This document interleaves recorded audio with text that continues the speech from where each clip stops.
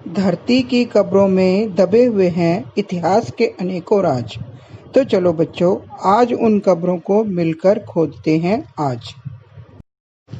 Hello बच्चों, आपने भाग 1 वीडियो में हड़प्पा की नालियों की विशेषता देखी। अब भाग 2 में आगे देखते हैं ये नालियां जिन घरों से जुड़ी हुई थी उनकी गृह व्यवस्था कैसी थी। घरों तथा आवासीय भवनों में एक आंगन के चारों ओर कमरे बने थे। ये आंगन खाना पकाने और कताई करने तथा घर की अन्य क्रियाओं के लिए प्रयोग में आते थे। घरों में निजता अथवा एकांतता, जिसे हम प्राइवेसी कहते हैं, उसके लिए निचले तल पर यानी ग्राउंड फ्लोर पर दीवारों में खिड़कियां नहीं होती थी। मेन डोर से घर के अंदर का कुछ भी देख पाना संभव नहीं था। हर घर में एक स्नानघर, जिसे हम बाथरूम कहते हैं, इसका फर्श ईंटों से बना होता था। नालियां दीवार के रास्ते बाहर सड़क की नालियों से जुड़ी हुई थी। सेकंड फ्लोर तक जाने के लिए सीढ़ियों के अवशेष भी मिले हैं। कई आवासों में कुएं थे जिनसे बाहर से आने वाले राहगीर भी पानी पी सकते थे। मोहनजोदड़ो में तो 700 के लगभग कुएं मिले हैं, जो एक बसावट हड़प्पा सभ्यता की साथ साथ थी। मोहनजोदड़ो में ही ऊंचे स्थान, जिसे दुर्ग कहा गया, उन पर बनी इमारतों से पता चलता है कि कुछ सार्वजनिक प्रयोजनों के लिए उनका प्रयोग होता था, जैसे ईंटों व लकड़ी से बने माल गोदाम, जिसमें बरसात के मौसम में अनाज को सुरक्षित रखा जाता होगा। दूसरा है विशाल स्नानागार, जो चारों ओर से गलियारे से घिरा एक आयताकार जलाशय है, जिसमें 2 तरफ सीढ़ियां बनी थी तथा ईंटों को जिप्सम के गारे से जमाकर जलबद्ध किया गया था, अर्थात उसमें पानी रोका जाता होगा। 3 तरफ कमरे तथा एक कुआं था। जलाशय का पानी एक नाली के द्वारा सड़क के नाले में बह जाता था। इस विशाल स्नानागार का प्रयोग विशेष उत्सवों के समय होता होगा, जैसे वर्तमान में हम गंगा स्नान, ग्रहण, कुंभ के समय सामूहिक स्नान करते हैं। बच्चों, यदि उस समय के समाज की बात करें तो इसके बारे में हमें अधिकतर जानकारी उस समय की शवाधान अर्थात मृतक संस्कार व्यवस्था से मिलती है, क्योंकि समाज के गरीब अमीर होने का पता शवों के संस्कार की विधियों से होता है। बच्चों, हड़प्पा स्थलों से मिले शवाधानों में ज्यादातर शवों को गर्तों अर्थात गड्ढों में दफनाया जाता था। गर्त की सतहों पर ईंटों की चिनाई, पिरामिड, धन संपत्ति आदि से ही सामाजिक विभिन्नताओं का संकेत मिलता है।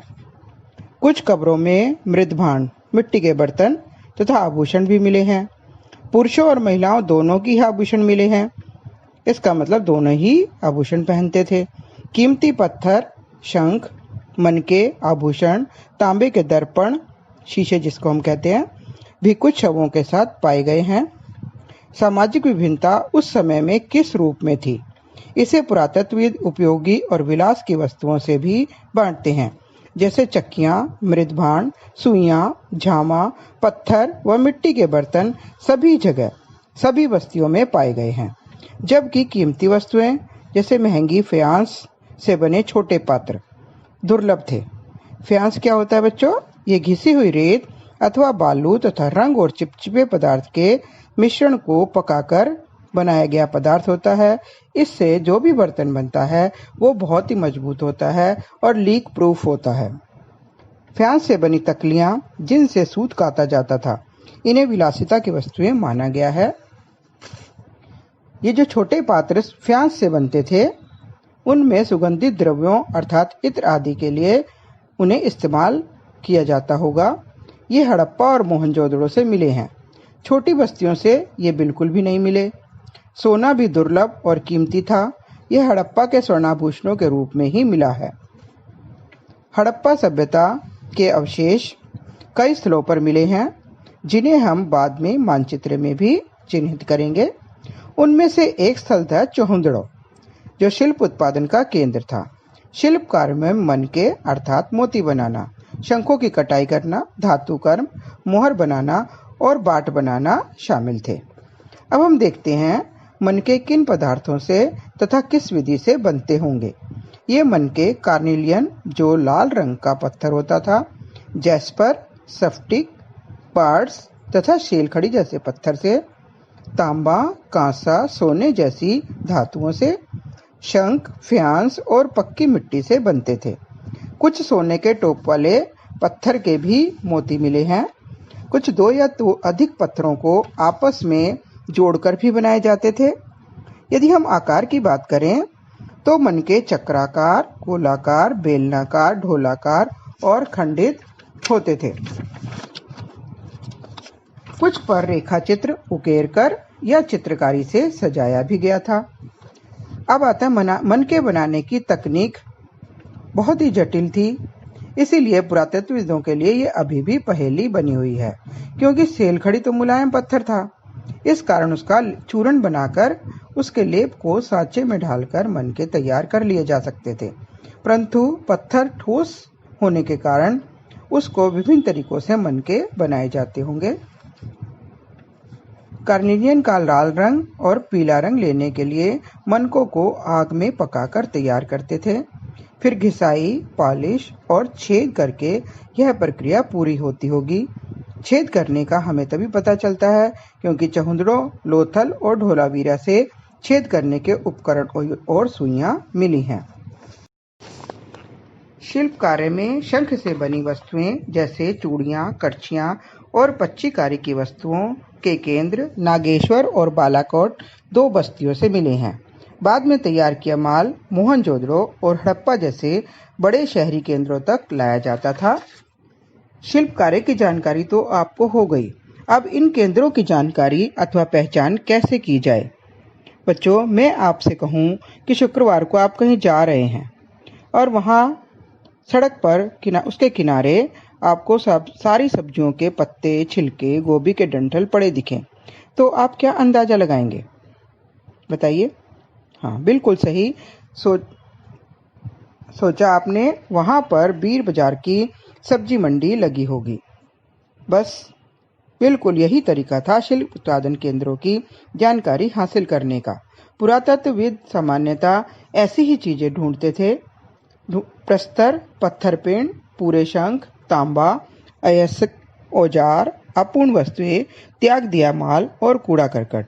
जहां भी यह बहुत मात्रा में मिला, अर्थात वहीं उससे संबंधित शिल्प उत्पादन का केंद्र रहा होगा, क्योंकि उत्पादन के बाद बेकार बची वस्तुओं, छोटे बड़े टुकड़ों को वहीं पर फेंक दिया जाता था। शिल्प उत्पादन के लिए कच्चा माल, पत्थर, लकड़ी और धातु बाहरी क्षेत्रों से मंगाने पड़ते थे। मिट्टी तो स्थानीय स्तर पर उपलब्ध थी।